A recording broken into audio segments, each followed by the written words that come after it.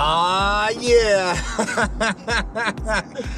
It's going down. Word. So we here in the truck.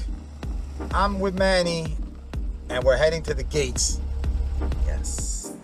Today is the day. Today is the day we're gatifying. Yes, today is the day that you be blessed. Yup. Gonna leave some of my drone carnage. No. Gates. Let's just say maybe some props. Some props, maybe an arm. When we were talking last night, you were like, nah, bro, just cruising. I'm like, no, I want to go fucking rip this place. Yeah, but you should cruise several packs. Oh, absolutely. You know, to just learn your lines. Yeah, For sure. And bang into something. Yeah, no, I definitely got it. I have 8 packs. I brought 8 packs, and you said you brought 20, so if I need more. Yeah, I got you. I know you got a few 6S there for me. I got you, definitely. But now I want to rip this place, bro. I want to definitely dive through some fucking the stacks. I want to dive through some holes in the roof. Woo! It's a brisky one today, ladies and gentlemen. Oh. Yes, it is. I dragged your mans out, my Oh, boy my God. ElCuy, to come to the very famous He did. Gates and of hell. As you see my fur flowing in the wind, it's windy. You can hear it in the echo. Yep. It's cold. Well, you can't hear that in the echo. No. Well, yeah, there's a lot of sniffling gonna be happening today. Yes. Because welcome, ladies and gentlemen. Welcome to Gates. Yeah, we're at the gates, man. It's the first time here, and I like it, but it's not my style. You know, and that's okay because this is not for everybody. It's true. You know, the on, Metro let the North train right pass. there. Yeah, No, yeah, for yeah, sure. let that There's train pass. Live action. The world is moving, and Yep. we're here moving and grooving as well with you guys. Absolutely. So yeah, the gates of hell, man. I brought the brother out. He would never have come on the weekend or anything like that because he's got family business and things like that. He's a businessman. He doesn't have the time, you know. And fortunately today, both of our schedules, just the stars aligned, and here we are. Dragged them out, and we have him here. We got a couple things he'd like to talk about. What's up, brother? What's up, Papa? Here Welcome. we are at the gates. Thank you. As you can see, the graffiti. This place is dope. I'm not gonna lie. The scenery is unbelievable. But it's also same as the Pilgrim's Tower, Carnage Central. So if you're coming here and you're coming to rip, be prepared to leave with no quads. You know, there's three places so far that I've been to in New York, in the boroughs, and New York City, right? Long Island and Yonkers included in the surrounding areas. Yeah. This is number one right now that like you're coming out here broken if you're pushing it. If you're just gonna come and cruise, then you're good. Number 2, the Proving Grounds in Staten Island. You're not getting out of there without at least a couple broken arms. And number 3 is Suffolk, Pilgrims, Brentwood.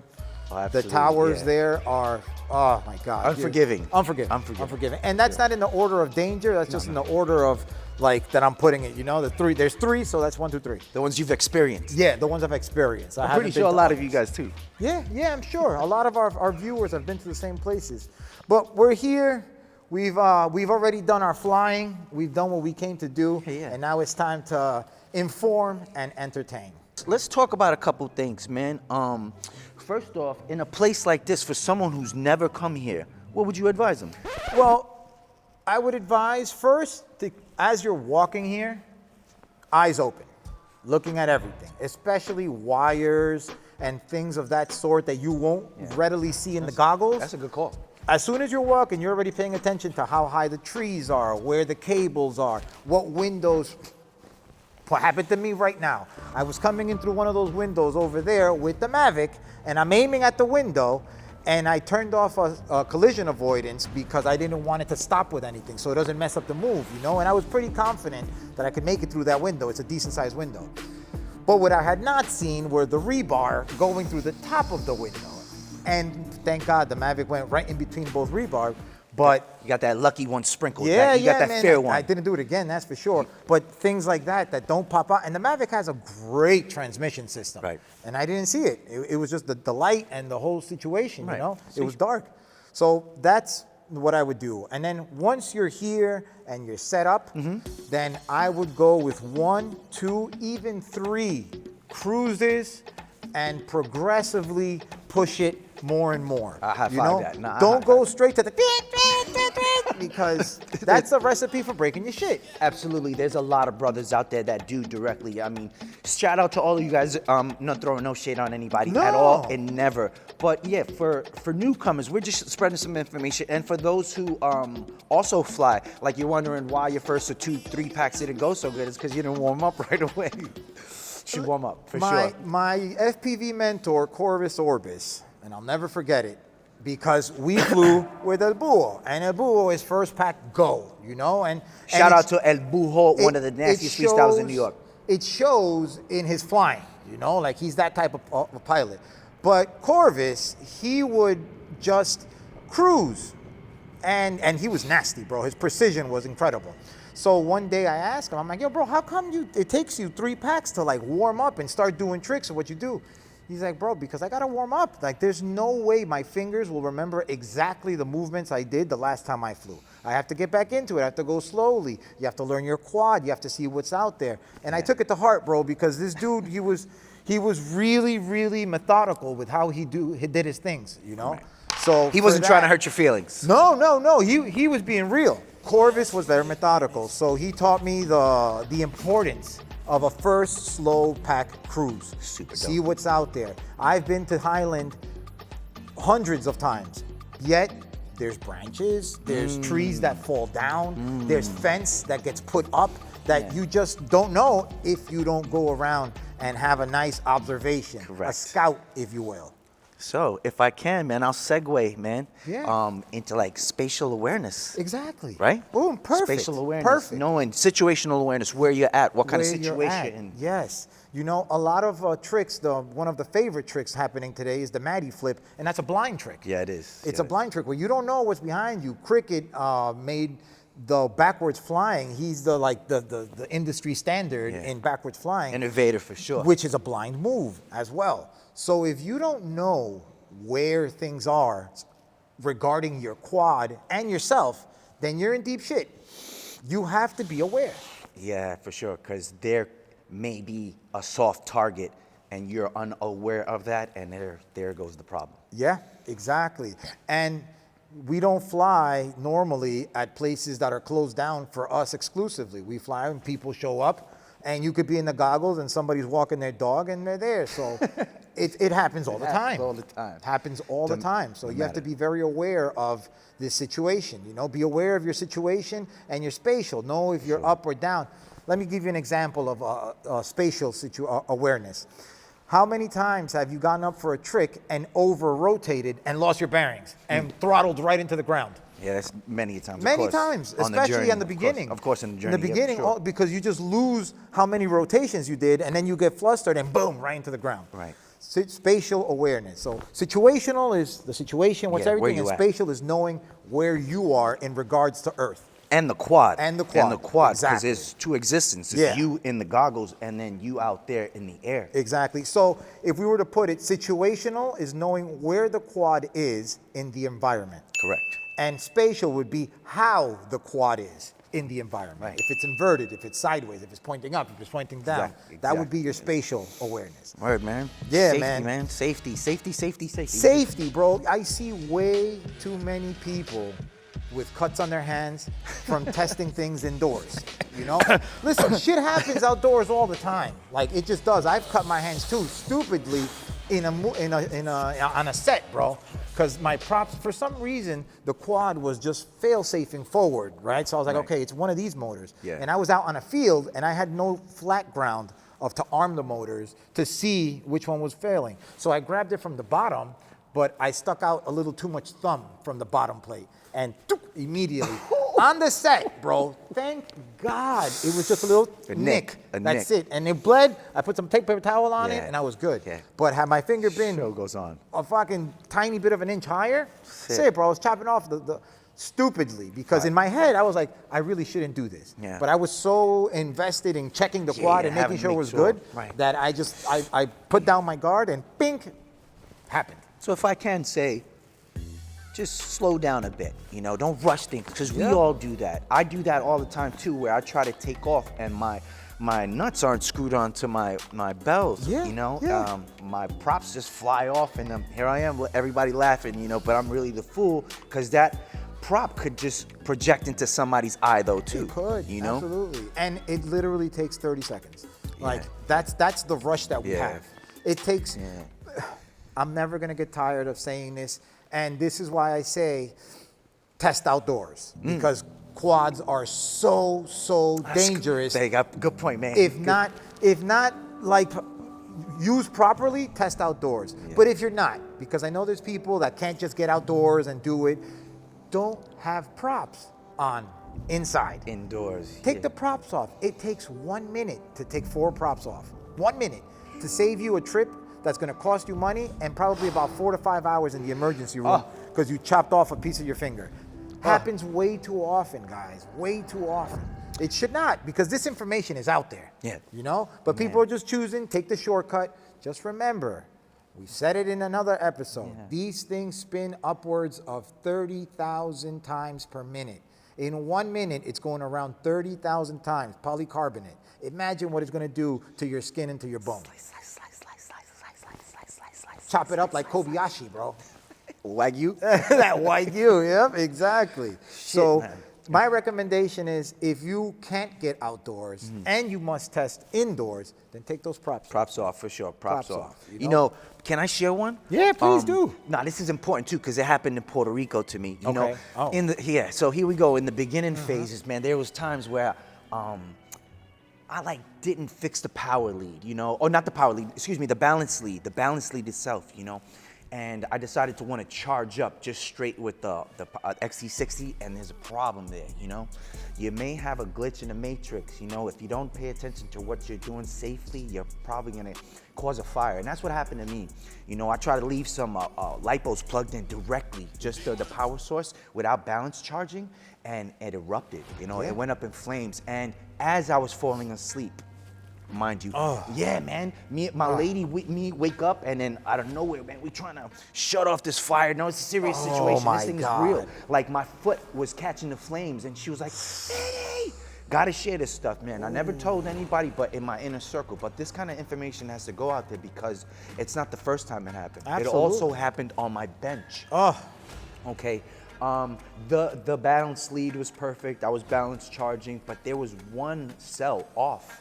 You know, if that one cell is kind of low, don't play yourself. Don't save it. Chuck that thing, you know. Unless you know how to fix these things, balance charge your batteries. Do not play yourself like I did. Many of you guys did as well and suffered from the consequences. But fortunately, I'm here to talk about it. That's why I needed to bring that up. exactly, man. And listen, all right, with balance charging, right? This is something that people don't know. If your batteries are not at a very similar voltage, so like they all have to be 22 or 14 or whatever the fuck it is, you know, whatever you're using, but they all have to be within like a 0.1, let's say, right? 14.2, 14.3, Yeah. even a 0.2 or 0.3. But if they're off by like 0.8, 0.9, the balance charger doesn't recognize that. Right. The balance charger just sends out voltage continually and it senses how much. I don't know exactly the process, but as the battery gets full, it lowers the amperage, right? So that's why if you have one battery that you killed, came back at a 4S with 12 volts, and the rest are like 14, 13, that 12 volt will make the 14 volts blow up, right? So what you do in these situations is you don't balance charge it. I mean, you do balance charge it, but by itself. So it's the only battery there, and the charger is sensing that, okay, this battery, what happens is, if you charge, I'm a guy that charges at 2.5 A, right? Yeah. So when I have these batteries that are off, I charge it at 1 or like 0.5, slowly, so it fills up slowly and it distributes the power evenly to all the little slower. batteries. Slower, yeah. I charge at 2C, so double whatever the battery is. If it's a 1500, at 3, but I cap it at 2.5 to like, you know, maintain the battery, have some battery maintenance, right? But that's people have gone on fire. I'll tell you one of my stories of battery balance charging. Bad lipo. I'm sitting on my bench working, and it smells sweet. And I was like, what is that smell? And my wife was cooking. So we eat a lot of teriyaki chicken and teriyaki ribs and stuff like that. I'm thinking she's cooking something teriyaki. Yeah. I walk upstairs, my office is in the basement. I walk upstairs and she's cooking, and I smell it, and she's not even cooking teriyaki. She's making like something completely different. I think like chicken cutlets. So I'm like, what the fuck is that smell? I walk back downstairs, and I hear, I knew it. And I was like, what is that? So as I got closer to the lipos, I saw what it was, and I unplugged the lipo. I ran up the stairs. It was summertime, so the door was wide open, and I chucked it into my backyard. And as it hit the ground, it went like ding, ding, woof, Oh my went God. on fire. Oh my God. All because it was a bad balance charge. It was one of these batteries that the cells were way off, and I lost sight of what I was doing. Listen, these batteries cost $30. Your house has thousands and thousands, your home of your stuff, of your memorabilia, of everything. Family. Most importantly, Property. family. You know? So for a $30 battery, or if you're getting the cheaper ones for a $15, $16 battery, if you're 4S for a $13 battery, don't risk your house. Yeah. Don't do that, man. Super information for us Yeah, to talk just about, take your man. time. There's no rush. You know, it's all, listen, it's a very, very dangerous hobby if used incorrectly. Absolutely. You know? Used incorrectly. Used incorrectly. Yeah, if we you do the proper steps, then you'll be okay. Yeah, a lot of us like to skip some steps, man, and rush into reusing things, you know? Even if you took a crash and you feel like, oh, it still works, send it. Yo, but it turns on, send it.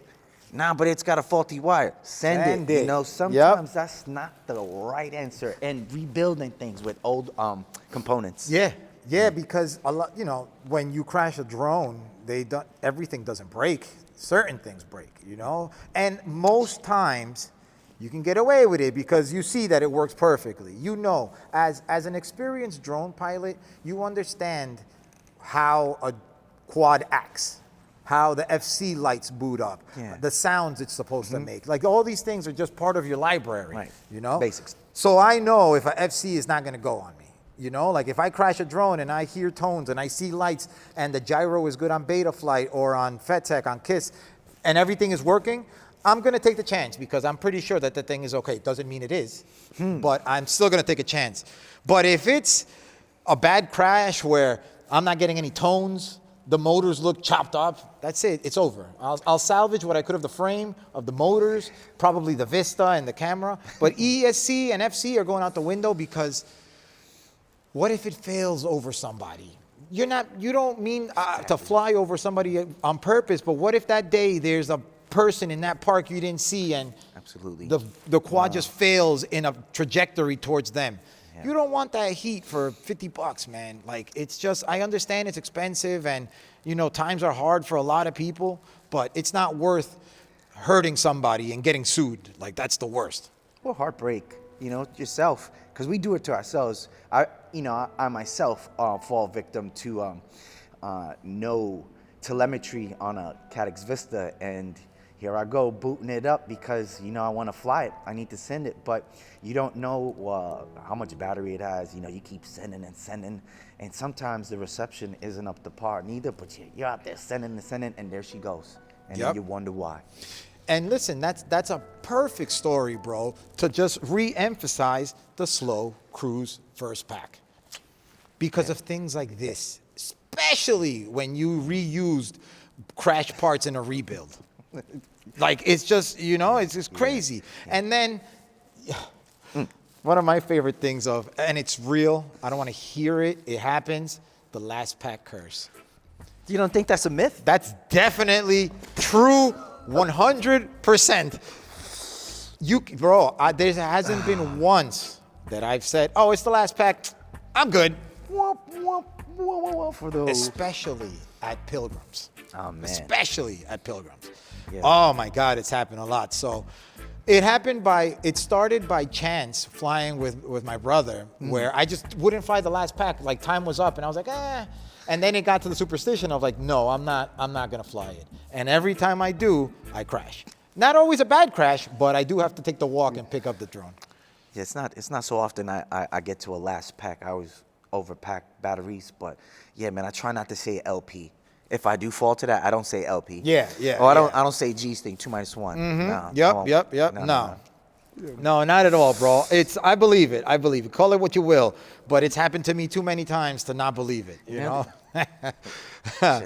But, so a little bonus a little bonus information. Bonus info? Bonus info. Yeah, man. You know, we'll throw some bonus out there because I had a question the other day on one of our episodes talking about a VO, right? Visual observer. A visual observer. And what he was trying to tell me was that by law, I needed a visual observer there, right? And that is true. By law, if I was using my Part 107, I need to either have the quad in visual sight, in line of sight, the entire time myself, so looking at it, not looking down a remote. Correct. Or a visual observer that has eyes on the Right. drone at all And times. perimeter.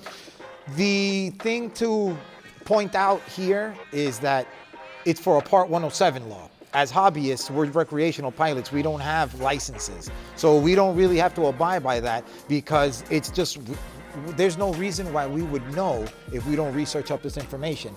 And the only reason you need a Part 107 is if you're gonna go commercial and make money with your drone, you know, which is a great idea.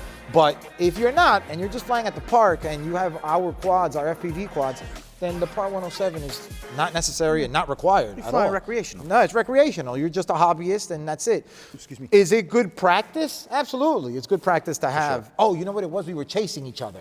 And he was like, well, isn't one of you supposed to be looking at the drone? But this is why. Situational awareness, spatial awareness. We are both in the goggles. We're both very competent pilots and we know what we're doing, you know? And it's not for commercial purposes. It's a hobby. So that's why we don't need a visual observer. We're perfectly fine just flying in the goggles. If anything, flying in the goggles, you are the visual observer. You see everything, you know? Except for flying backwards. That's why the situational awareness is so important. Yeah, but for work purposes, you definitely need somebody there with you. Absolutely. Absolutely. For work purposes, 100%. And on top of that, because that person is there, you look more official and you have a bigger budget. Spread love. Yeah, man. Now listen, I know tons of guys shooting out there by themselves. That's fine.